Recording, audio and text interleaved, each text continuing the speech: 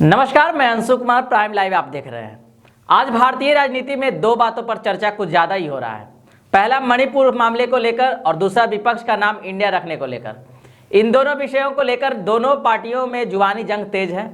अगर हम पहले मणिपुर के मामले के बारे में बात करें तो इसमें अभी तक हम यही देख पा रहे हैं कि इस विषय पर कुछ ज्यादा गहराई से बात नहीं हो रही है। सिर्फ कांग्रेस वाले बीजेपी पर और बीजेपी वाले कांग्रेस के ऊपर आरोप प्रत्यारोप कर रहे हैं। कांग्रेस कह रही है कि प्रधानमंत्री संसद भवन में इस विषय पर क्यों बात नहीं कर रही है। वहीं बीजेपी वाले भी कांग्रेस को कह रही है कि ये लोग इस विषय पर बात होने ही नहीं देना चाह रहे हैं। बीजेपी कह रही है कि हम बात करने को तैयार हैं, लेकिन कांग्रेस कह रही है कि वो बात करना ही नहीं चाह रहे हैं। राहुल गांधी ने तो यहां तक कह दिया कि प्रधानमंत्री नरेंद्र मोदी को हर जगह टेलीप्रॉम्प्टर पर बोलने की आदत है, इसलिए संसद भवन में वो बात नहीं करना चाहते हैं, क्योंकि संसद भवन में टेलीप्रॉम्प्टर नहीं होता है। यानी देखा जाए तो मणिपुर वाले घटना को आज कितना दिन हो गया, लेकिन इस पर कुछ खास बातचीत नहीं हो पाई है। अब इस विषय पर कोई भी पार्टी क्यों नहीं बोलना चाह रही है, इसका जवाब तो वो खुद ही दे सकेंगे। इस पर अब तक तो कोई ना कोई कानून बन जाना चाहिए था। अभी संसद का सत्र चल रहा है, लेकिन फिर भी कोई भी परिणाम निकलकर सामने नहीं आ रही है। नरेंद्र मोदी जो कि भारत के प्रधानमंत्री है, ये अक्सर मन की बात करते हैं और काफी देर तक, लेकिन मणिपुर में जो महिलाओं के साथ हुआ उस पर पता नहीं क्यों मात्र कुछ ही मिनट के लिए बात की है। एक बात और, मणिपुर में अभी तक मुख्यमंत्री एन बीरेन सिंह को पद से क्यों नहीं हटाया गया है, जबकि वहां मुख्यमंत्री को पद से हटाने की बात हो रही है। मणिपुर में महिलाओं के साथ ज्यादती की घटनाएं सामने आने के बाद मुख्यमंत्री बीरेन सिंह के इस्तीफे की मांग भी तेज हो गई है। नागा पीपुल्स फ्रंट का कहना है कि एन बीरेन सिंह को या तो इस्तीफा दे देना चाहिए या फिर उन्हें बर्खास्त कर देना चाहिए। हालांकि इन सब के बावजूद न तो एन बीरेन सिंह इस्तीफा देने के मूड में है और न ही बीजेपी उनसे इस्तीफा मांग रही है। शायद इसका दो कारण हो सकता है। पहला, मुख्यमंत्री एन बीरेन सिंह भी उसी मतई समुदाय से आते हैं जो बरसों से मणिपुर में अनुसूचित जनजाति का दर्जा मांग रहे हैं, और दूसरा, राज्य में मतई समुदाय की आबादी लगभग 53% है। राज्य के 60 में से 40 विधायक भी मतई समुदाय से ही हैं। एन बीरेन सिंह की सियासी मजबूती की एक वजह यह भी है। अब देखना यह है कि कब इस पर कानून बनती है और दोषियों को सजा मिलती है। अब हम बात करते हैं दूसरे मुद्दे पर, जिसमें सत्ता पक्ष को विपक्ष के इंडिया नाम रखने से तकलीफ हो रही है।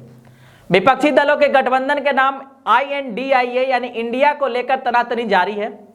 विपक्षी गठबंधन पर प्रधानमंत्री नरेंद्र मोदी की टिप्पणी पर पलटवार करते हुए कांग्रेस नेता राहुल गांधी ने कहा कि आप हमें जो चाहे बुलाएं, लेकिन हम इंडिया हैं।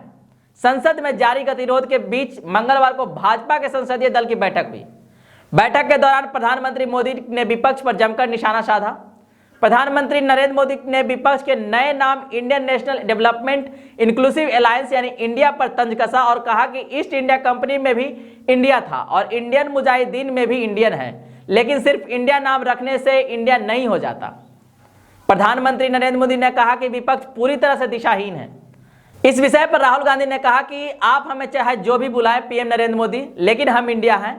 हम मणिपुर को ठीक करने और हर महिला के बच्चे के आंसू पोंछने में मदद करेंगे। उन्होंने आगे कहा कि हम मणिपुर में भारत के विचार का पुनर्निर्माण करेंगे।